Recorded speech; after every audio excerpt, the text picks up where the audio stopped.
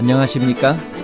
인생의 복잡한 문제들을 말씀으로 단칼에 해결해주는 김종근 목사의 쾌도 남마입니다.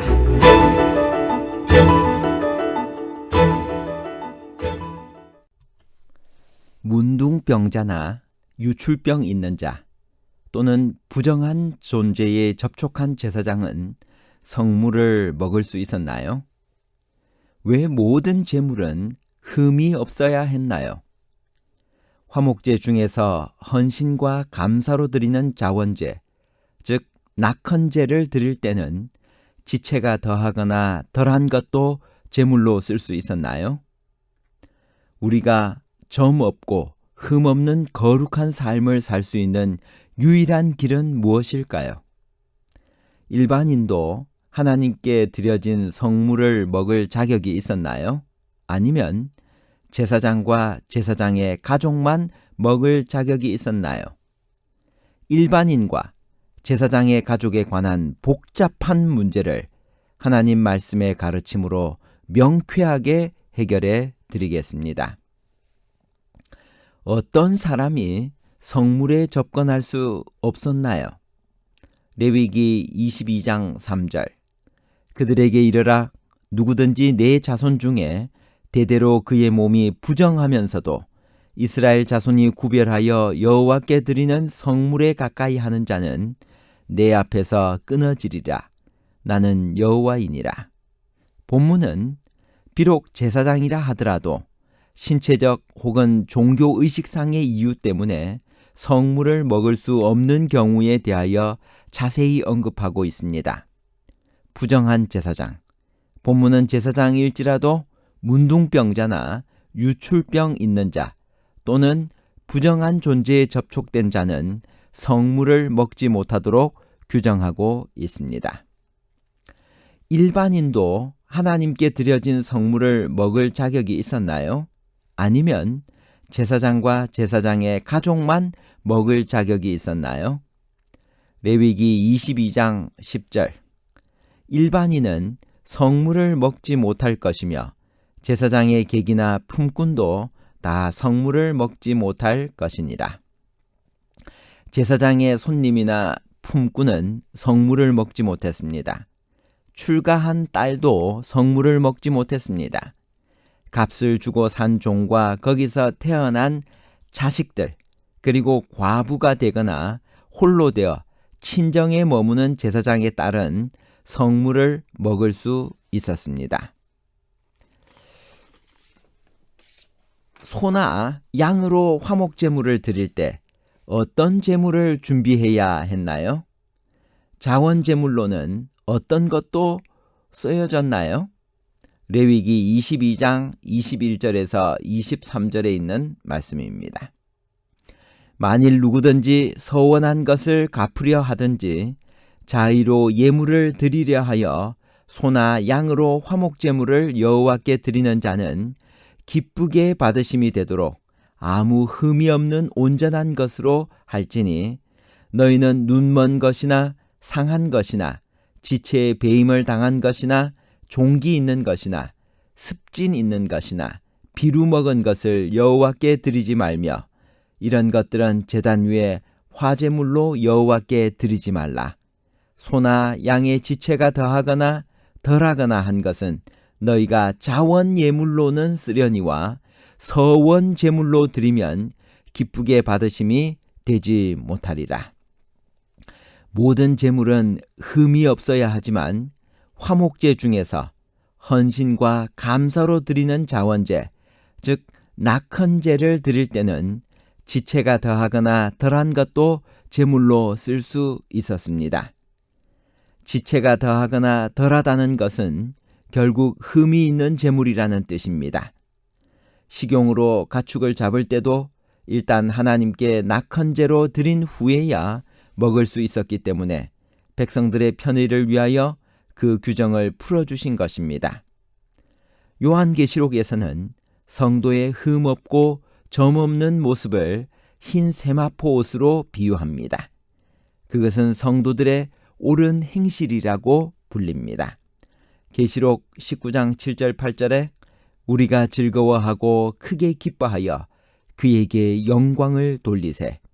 어린 양의 혼인 기약이 이르렀고 그 아내가 예비하였으니 그에게 허락하사 빛나고 깨끗한 세마포를 입게 하셨은즉 이 세마포는 성도들의 옳은 행실이로다 하더라. 어떻게 흠없는 품성을 가질 수 있을까요? 계시록 7장 13절 14절. 장로 중에 하나가 응답하여 내게 이르되 이 흰옷 입은 자들이 누구며 또 어디서 왔느뇨?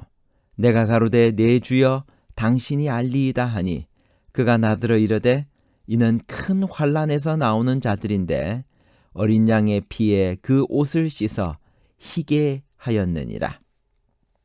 신자가 입고 있는 하얗고 깨끗한 옷은 그리스도의 피로 씻음 받아 깨끗하게 된 신자의 마음과 삶을 의미합니다. 즉 죄의 용서를 받고 또 그 마음이 거룩하게 변화되어 옳은 행실을 나타내게 되는 것입니다. 십자가는 우리의 죄를 용서해주는 용서의 십자가이기도 하지만 우리의 정과 욕심도 못 박아 죽게 하는 성화의 십자가입니다. 이 둘 중에 하나만 취할 수는 없는 것입니다. 사람들은 죄 용서를 주는 십자가는 좋아하는데 자기를 죽이고 자기를 부인하고 죄를 미워해야 하는 십자가는 싫어합니다. 십자가 은혜를 받기를 원하는데 한편으로는 십자가다운 삶, 품성 변화는 싫어하는 것입니다. 우리가 점없고 흠없는 거룩한 삶을 살 수 있는 유일한 길은 십자가입니다. 십자가의 길은 은혜의 길이면서 또한 좁은 성화의 길입니다. 세상은 끊임없이 우리에게 십자가를 미워하고 넓은 길로 가도록 유혹합니다. 그러나 그 길의 끝은 멸망입니다. 십자가의 은혜와 능력이 그리고 성령의 도우심을 통해 십자가 정신의 삶이 우리의 삶을 지배하기를 기도합니다. 십자가 정신의 삶을 사는 자들을 주님 재림하실 때 호련히 변화하게 하실 것이며 십자가 은혜로 말미암아 우리는 흠도 없고 점도 없이 주님의 재림을 맞이하게 될 것입니다. 어린 양의 신부가 되는 것입니다. 오직 십자가를 바라보고 매일매일 변화되는 삶을 살아가도록 합시다. 소나 양이나 염소가 나거든 최소한 일주일은 어미와 함께 있도록 하다가 예물로 드리라고 하였습니다. 그 이유가 무엇일까요? 레위기 22장 27절. 수소나 양이나 염소가 나거든 7일 동안 그 어미와 같이 있게 하라. 제8일 이후로는 여호와께 화제로 예물을 드리면 연락되리라. 갓 태어난 생명을 하나님께 예물로 드리는 것을 금하셨습니다. 최소한 어미 곁에 일주일은 머물도록 한 후에야 제물로 사용할 수 있었습니다. 여러 가지 깊은 뜻이 있겠지만 짐승의 생명도 사랑하시는 하나님께서 갓 태어난 어린 생명을 어미 품에서 빼앗아 오는 잔인한 행동을 금하셨다라고 생각되어집니다. 가축을 도살할 때 어미와 새끼를 같은 날에 잡지 말라고 하셨습니다. 그 이유는 무엇일까요? 레위기 22장 28절. 암소나 암양을 막론하고 어미와 새끼를 같은 날에 잡지 말지니라. 세 가지 이유를 생각해 볼 수 있습니다. 첫째는 이방 종교의 풍습 가운데는 어미와 새끼를 한꺼번에 잡거나 심지어는 어미의 젖에 새끼를 삶아 먹는 경우가 있었습니다. 그런 풍속을 본받지 말라는 말씀입니다. 둘째는 그것이 인간의 인정에 거스르는 잔인한 행동이기 때문입니다. 비록 짐승이지만 모성애는 존중되어야 하였습니다. 셋째로 하나님께서는 사람이 하나님께서 창조하신 피조물에 대한 동정과 생명에 대한 경외심을 갖기를 원하셨습니다. 비록 하찮은 식물과 동물이라도 따뜻한 애정으로 대하기를 원하신 것입니다. 하나님은 우리에게 어떤 분이신가요? 레위기 22장 32절에서 33절. 너희는 내 성호를 속되게 하지 말라. 나는 이스라엘 자손 중에서 거룩하게 함을 받을 것이니라. 나는 너희를 거룩하게 하는 여호와요. 33절 너희의 하나님이 되려고 너희를 애굽 땅에서 인도하여 낸 자니 나는 여호와이니라. 하나님은 거룩하신 분이십니다. 바로 그러한 이유와 목적 때문에 하나님께서는 그들을 다른 이방 족속으로부터 분리시키기를 원하셨고, 또한 그 분리시키는 구체적인 방법으로서 갖가지 종교 도덕법을 주셨던 것입니다. 그러므로 이스라엘 백성들에게는 하나님께서 명하신 여러 규례들을 잘 지키고, 또한 그 규례 속에 내포되어 있는 참된 의미를 올바로 깨닫게 될 때 바로 그것이 하나님을 하나님 되게 하는 것이요 자신들에게는 거룩이 되는 것이었습니다. 그러므로 하나님께서는 여러 규례를 명하실 때 왜 그러한 규례를 이스라엘 백성들에게 명하시는지에 대한 근거로서 나는 여호와니라는 말씀을 수시로 하셨던 것입니다.